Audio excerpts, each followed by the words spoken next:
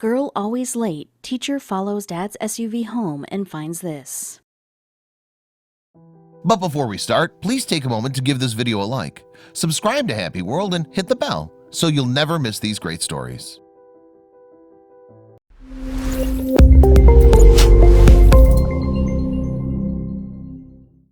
Debbie noticed that the 10-year-old student in her class named Maddie was acting slightly strange.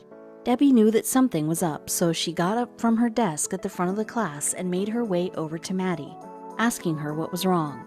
Debbie wanted to know what situation Maddie was in, but she had no idea that the answer would lead her to call 911.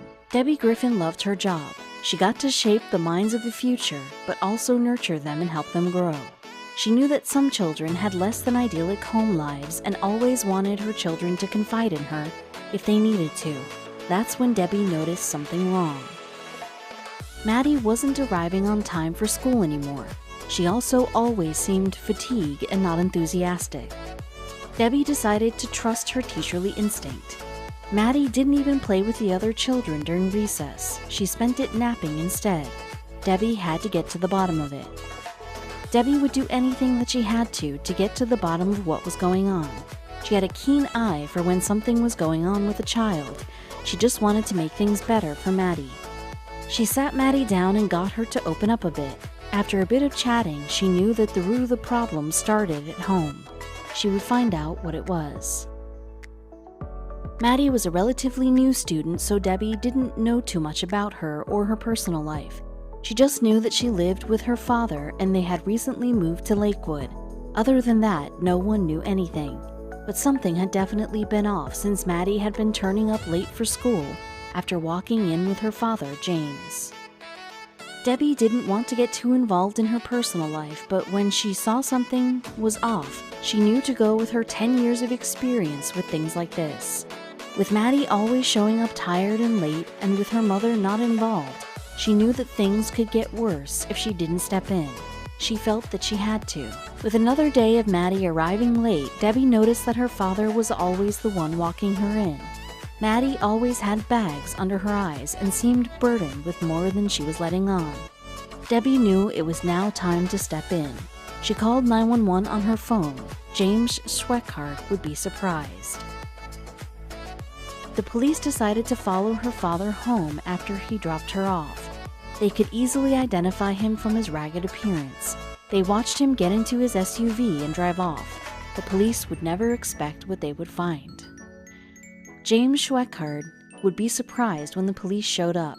They proceeded to surround him. They asked him to step out of his vehicle. The officers surrounded the 41-year-old man and told him that they were only trying to help him. They asked him to step out again, but he wasn't having any of it. Up until this point, he had been having a regular day. He dropped off his daughter at school, but when he got into his SUV, he saw cops surrounding him. James looked like a deer in headlights when the officers pulled him out of the car. Officer Butler ignored it and continued what he was doing. Every inch of the old SUV was packed with bags, boxes, and anything else James could cram into the vehicle. Officer Butler was blindsided when he saw the true nature of their living situation. James and Maddie had been homeless for 2 years. Their SUV was their home. In James's experience, the cops didn't help or even care about people like him.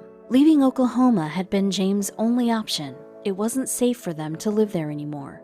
The little money the pair had went to survival. There was no way James could afford the apartment he and his daughter so desperately wanted. But instead of handcuffs, Officer Butler did something unexpected. He decided to make good on his word and help.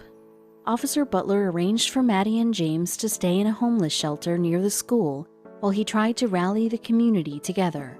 Then he decided to see what he could do about James' SUV. James watched in awe as, over the next few weeks, Officer Butler rallied the community to help them. Soon, everyone knew James and Maddie's story. It was the right thing to do, Officer Butler said, because at any point in time in our lives, any of us can be in that same situation. Offering assistance to another human being is the right thing to do. Then, he and some other officers began looking for a decent job for James, and even helped with the paperwork to get him into a rental home in a nice neighborhood. But that wasn't all. James's car hadn't been running for over a week. That's why he'd been walking Maddie to school. Sergeant Butler arranged for a tow truck to take the car to Sun Valley Automotive for repair, and both companies offered their towing and repair services for free. Meanwhile, the community was organizing anything they could for Maddie and James. People from all over donated clothes, food, furniture, and other vital supplies to help get them started. As soon as the housing application went through, the two of them would have a real roof over their heads and real beds to sleep in. The struggling dad couldn't believe it. "I'm in shock, I think," he said. "This has actually restored my faith in humanity." Even if it was a hand up, not a handout, even if they said he had already done most of the hard work getting his life together, the gesture was still enough to bring James and his girl to tears. Life had been so hard, and people had been so cold in the past. He had nearly lost all hope in humanity. Nothing was more important than his daughter's future and happiness. Life had been rough for the both of them, but this new city was a new start, and James would do everything he could to be the best father possible.